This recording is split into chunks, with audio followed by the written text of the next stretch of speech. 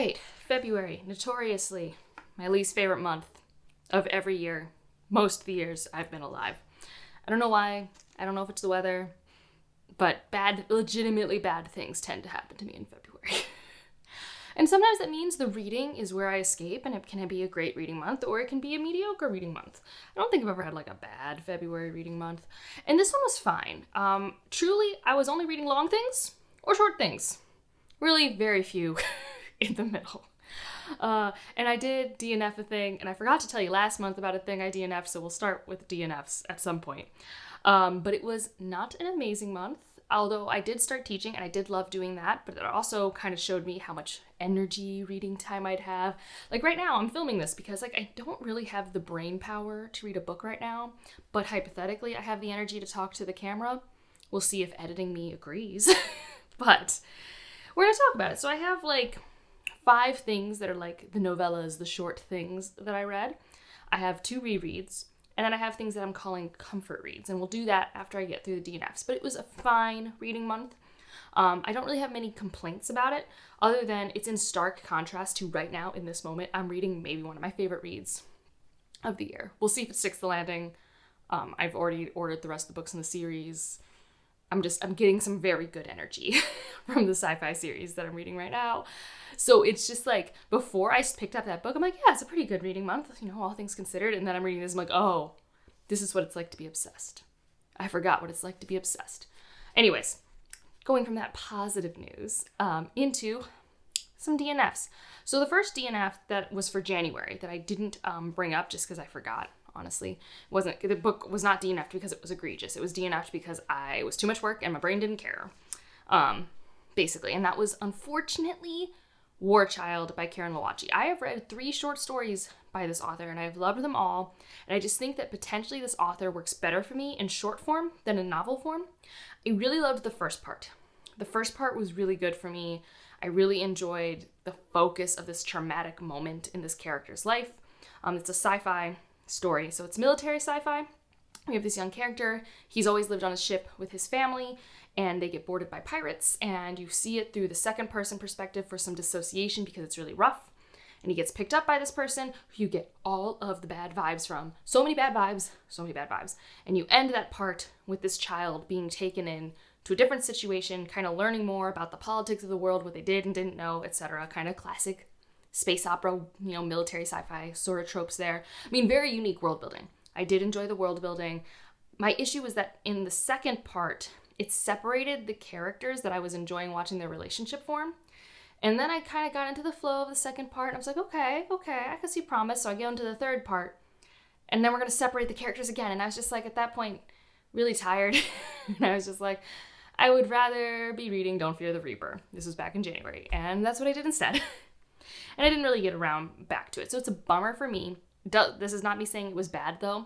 And I could see someone really enjoying it, especially because it had really unique cultural work building, especially about, like, there's this alien group, there's the human, so we've had that plenty of times. But the alien culture I just found very fascinating, especially the lens that we had looking into it. And, you know, classic conversations about empire and imperialism and when you take resources that are or aren't your own. Yeah, it wasn't bad. I just, after about 40 or 50% of the book, my brain was not excited, and I was trying to read things that excited me. The DNF for this month, that I already kind of talked about in my TBR, is I DNF'd Reaper's Gale. I was about to say Don't Fear the Reaper. I was like, I didn't DNF Don't Fear the Reaper. I love that book. Because I was too confused, and I was not confused at the level that I was supposed to be. And so I decided to pause DNF that and restart Malazan. As much as I hate to say it. I normally am not someone who needs to do that if I've only spent like a year or so away from something. But Malazan is just kind of that involved. Like, I'm not even going to say it's that complicated. It's just there are a lot of names and connections. And the book treats you like you are native to that world. So that a lot of these words are just a part of your vocabulary. And they just are not a part of my vocabulary when I haven't read a book for a year and a half. So that was something that I read over the course of this year, 300 pages of, and it's just like, it doesn't count as a book. But I did read, 300 pages of Malazan, which is basically 600 pages of anything else. So those are the DNFs. Let's go into the short things that I read. And I don't really know what order to do these in. I was trying to do an order of things that I liked. Well, let's start with the most disappointing one, because we were already kind of feeling a little negative with the DNFs. And that's Rose House by Arcady Martin. And this is so disappointing because if you know, I love the Texcalan duology. I think it's on the shelf behind me. Yeah, right there. Got some, those are like my only broken binding editions, okay? I have those there. And I also still have my US tour hardcovers because they open better. Like, I own 2 sets of that duology. I love it. I have a review for both books in the series. My Memory Called Empire review, spoiler free, is like 20 some minutes. I love it, okay? Rose House, it was failing for me on several levels. One, in delivering on whatever genre it was, which maybe that's the problem. It doesn't really have a distinct genre, which I think could be a pro for some people. For me, it was just a tad open-ended for something that was being mysterious. So when something has mystery or intrigue, I need to feel some catharsis. And I didn't get that personally. It had some gothic vibes, but again, it was a little weird there. And like I said, there's some mystery vibes, there's some kind of noir vibes. Like, it has a lot of little everything. It has this AI house, but it never felt like it delivered on any of those premises. And part of that maybe is because it was constrained to a novella. But at the same time, if you kind of like this weird, wonky, open-ended exploration, it could be kind of the right amount of space for a fever dream like this, but it doesn't even feel wacky enough to be called a fever dream. So I don't know. I was disappointed in it. I spent $6 on it, and I kind of regret that. But, like, it was the only way for me to read it. So that's why, like, you know, caution, I guess, especially if, you know, your book budget's tight. It might not be worth it for you, unfortunately. I am glad I didn't get the Subterranean Press edition, just because that would have been annoying to spend all that money on a novella that I didn't really like. But the rest, generally, more positive thoughts. So, the imposition of unnecessary objects, obstacles, can never remember the last word in that way too long title. I have a review for this on the channel. And it's the first in my revamping of my Should You Reads. So it's a spoiler-free review, and then I also like recap reviews of other people. And this is the sequel in, I think it's the Massa and Platy series, and I really liked it. I had a really fun time with it. I will point you to that review if you want to know more. But if you like the first one, pretty sure you're going to like the second one. It comes with all the trappings that you get with a Malka Older, which is that sometimes, you know, you're going to feel like, I don't know what that vocabulary word is. And it's because you don't, and because Malka Older, you know, she's smart and likes to use words that we don't use all the time. But her world building is so well thought out. So good. And I guess we'll just dovetail that into What Feasts at Night, because I also paired my review for the imposition of unnecessary objects with What Feasts at Night. And similarly, you know, I did my review, spoiler free, and then I went into what other people were thinking and linked their videos down below. And I like this more than most people, based off the reviews that I've seen, where a lot of people like this, but not as much as the first one, whereas I like them about the same. And I think part of that is I love both styles of horror in this series so far. And the problem, I think, for a lot of people is they're 2 different styles of horror. And so if you wanted another gothic horror short story, that's not what you got here. It is more folktale, paranormal, ghosty, I guess I would say, than gothic. But for me, I'm always into a T. Kingfisher for the character banter, the character interactions, and it delivered. I love the audio narrator for that duology. So yeah, I think my review was fairly more positive than most people, except for Tina from Sound and Fury. She loves this book. But it was good. I'm really glad I, like, on a whim, decided to pick that up. I was going to a musical on the west side of Cleveland, and I just wanted something for the car ride. It was like 40 minutes, and like I'd listened to it for longer than 40 minutes, but it was nice to like have it, and it was like cloudy and gray outside. It was a good time. I had good ambiance for consuming it as well. Let's see. So those are 2 novellas. Okay. The next one is, Never Whistle at Night. Bunch of short stories in here. So this itself is not a novella, but it's full of short stories. This one was definitely enhanced by the fact that we were doing buddy reads of it in the Discord for my Patreon. So many different thoughts and reactions to different stories. Some that work really well for people, some that other people bounce off of. It's been a really fun time discussing it with everyone, and by the end of this month, we're going to have our live show discussion, which should be a good time. I think for me, I like this not about as much as I tend to like solid anthologies, maybe on a little the high end. I don't know what number I put on the screen. I'm going to guess a 4-star. I don't do what a lot of people do and like actually go through and see what I ranked each story and average them, mainly because I'm really bad at ranking short stories. Like, I guess I know what short stories are my favorites, and I know which ones are just fine. And like, in theory, I guess I could have assigned 5s and 3s to those 2 categories, but it feels weird. I will say anthologies are always just rough for me after like the 300-page mark. Then I'm just like, are you done yet? And it's no fair to the authors at the end of the anthology because it's not their fault that they're there. And they're almost always the strongest contenders. Because like when you're curating a collection, you want to have a strong beginning and a strong end. And it doesn't mean the middle's not strong, but it's just like, it's kind of like the math behind it. And some of my favorites are at the latter half of Never Whistle at Night.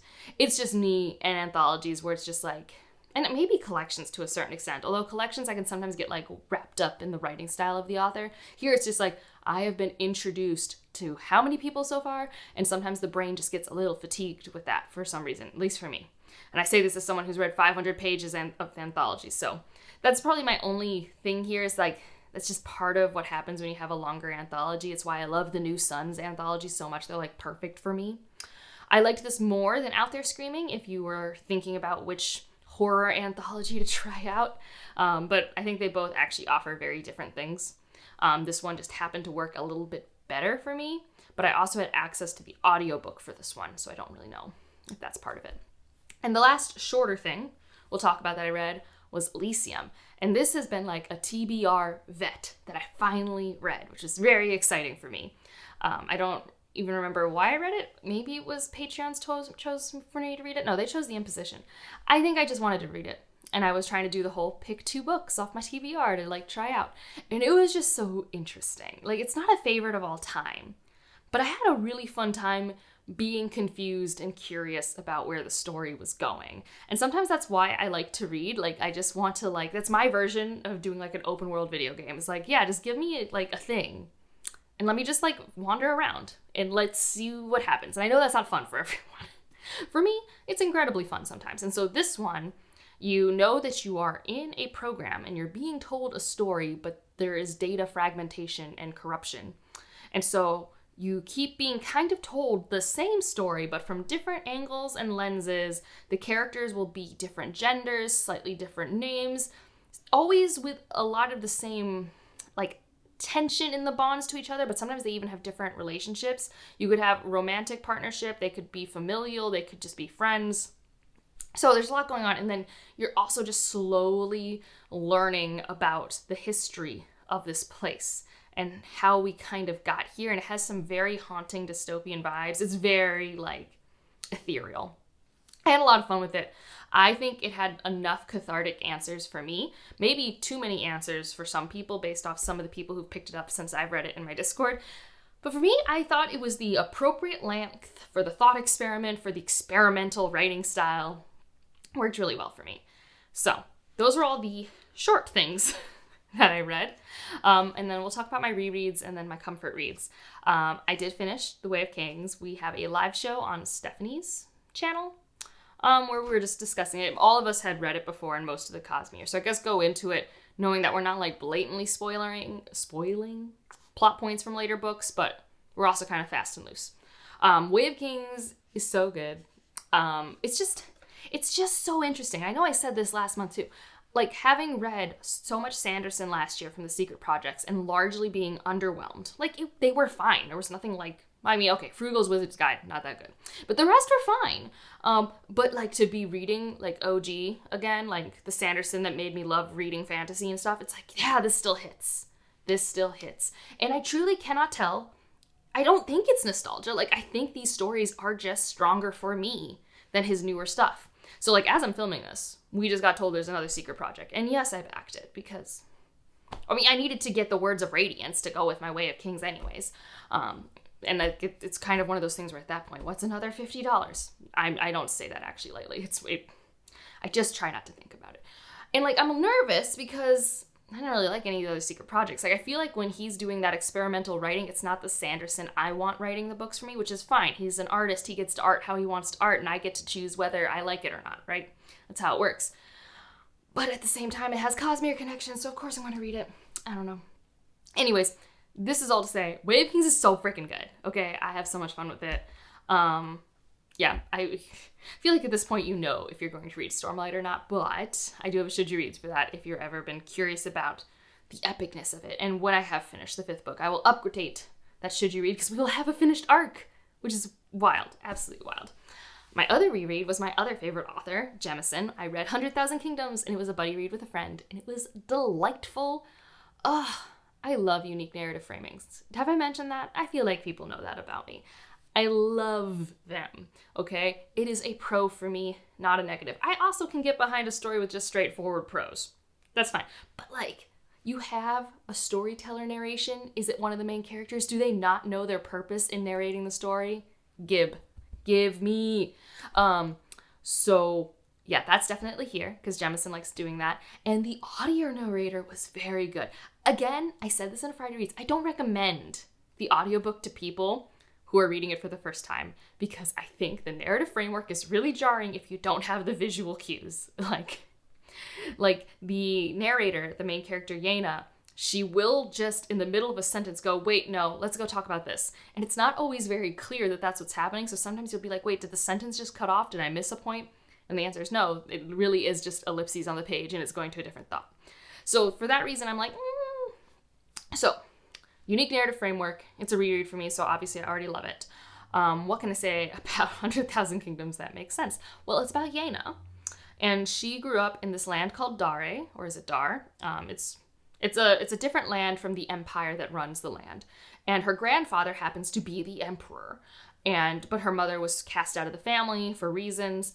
But in the story, her mother is dead, and her grandfather calls her back home and claims her heir. So now she is in a fight to become the heir, like as a competition. Now, all of that, I think, gives you a wrong idea of what the story's about, but that is what it's about. The competition trope is not like what you're going to expect. There are definitely politics. It's definitely Yena, fish out of water, trying to figure things out. But it also has more gothic horror vibes than I think you would expect in a political fantasy. Okay? So it's got a lot of that. And then we got these immortal, godlike beings who they're immortal. They remind me a lot of like if you're reading like one of those classic dark fae stories. Okay? So that is to say, you really don't know their motives all the time. There are rules, but they're really good at twisting them because they're immortal. And they're immortal. You don't really know what time means to them. You don't really know what mortality means to them. So Yena's interacting with these gods and these corrupt humans and just trying to stay afoot and protect her land. And like, there is a really cool purpose to the book, but to tell you the purpose spoils the book. So I love it. I love the 100,000 Kingdoms. The entire trilogy is one of my faves. And it was just great finally getting back to it because I haven't read it since like 2019. So that was a delight. All right, now into some new reads, some comfort reads. These were 2 reads that I don't think I've discussed anywhere on the channel thus far. And one of them was a complete surprise. But we'll start with the one that wasn't a complete surprise, and that was Bride by Ali Hazelwood. This was actually tentatively on the TBR, and Evie sent me a physical copy, so I was actually able to read it this month. And as predicted, unfortunately, pretty much the weekend after I posted the Friday Reads where I mentioned how sick my cat was, we had to put him down. He was not eating. It wasn't good. And so I was, depressed, sad, not moving from my couch very much. I basically alternated between napping and reading Bride. And that was basically how I spent 48 hours. And occasionally Kieran would snuggle with me, and that was delightful. Bride. It's probably my it's hard to say, because for me, the things I like about Bride are not the same as the things I like about her contemporary romance. So for me, this is the weakest romance in terms of like me caring about the couple and the tension and the steamy scenes. It definitely plays with some, I think, well-known tropes in fan fiction with werewolves that I'm just not that into. Like, it's not bad, I don't think it did anything for me. Whereas her contemporary romances, I'm all there for the pining. I love the stupid, outlandish setups that are so contrived. Like, I have a lot of fun with the contemporary romance setups. But what I liked about Bride is I actually enjoy, people hate it all the time, but I really enjoyed the world building. It was so campy. Like, it reminded me of like underworld or something like that. It was just like so silly and outlandish, but like easy to fall into and be comfortable. It kind of reminded me like of a bite-sized version of like House of Earth and Blood by Sarah J. Maas in terms of like the paranormal stuff, but it's just like I could just fall into it, and I really love this main character. She's my favorite main character out of all the Ali Hazelwood characters. Still classic in terms of the, oh, this guy can't like me trope, which I don't mind that trope at all, actually. I make fun of it, but part of why I like her works is, like, I think it's silly that her main characters never notice that, like, they're in a romance and that this person obviously likes them. And here, you know, it's werewolves, it's vampires, smells matter too much. There's obviously probably going to be, like, a mating bond because we got a werewolf, you know, all the sort of stuff you expect to be there. And so it's interesting just because I like the main character more. I really like the world. I like the found family elements. I was actually okay with the antagonist and the mystery going on. Like, I was very kind of into the plot. And who knows, maybe it's because all my brain wanted was just easy breezy candy, and this was easy breezy candy. But I was kind of shocked that the reason I was staying was for the plot and not the romance, because the reason I picked it up was because of the romance. So who knows? That was interesting.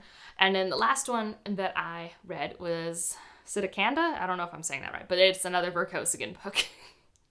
I've been reading like one a month recently. We'll see if that keeps up. How to describe this book? It's like, what, the 6th book in the Verkosigan saga based off my reading order so far? I have no idea.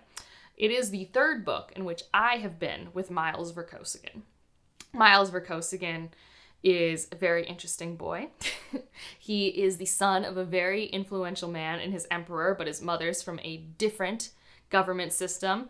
And so he kind of culturally is a mix, and he always wants to be in the higher echelons of his world and be recognized for all the great stuff he does. But because of issues with how he was born, well, not even how he was born, but issues when he was a fetus, he has, I don't even know how to correctly say it. Basically, he has body issues. Like, his body can be in pain a lot. He has some mobility problems. He's not as tall as people. Like, basically, he's very functional, but his world, his government is very ableist. So he's not allowed to rise in the ranks as much because of his, you know, limitations. Some of which are actual, some of which perceived. But he's really smart, and also he's like a rich, privileged boy who sometimes, like, he never comes across as annoying, but like, it's like, why are you doing this? You should not be doing this. So Miles he pokes things and gets into things he shouldn't all the time. So that's Miles Verkosigan. We're following him and his cousin in this one, and his cousin is so funny. I love his cousin.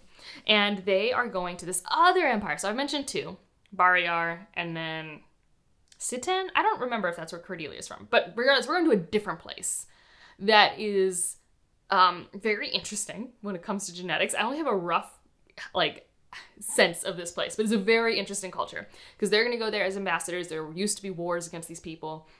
And then, of course, within minutes of landing, Miles is in trouble.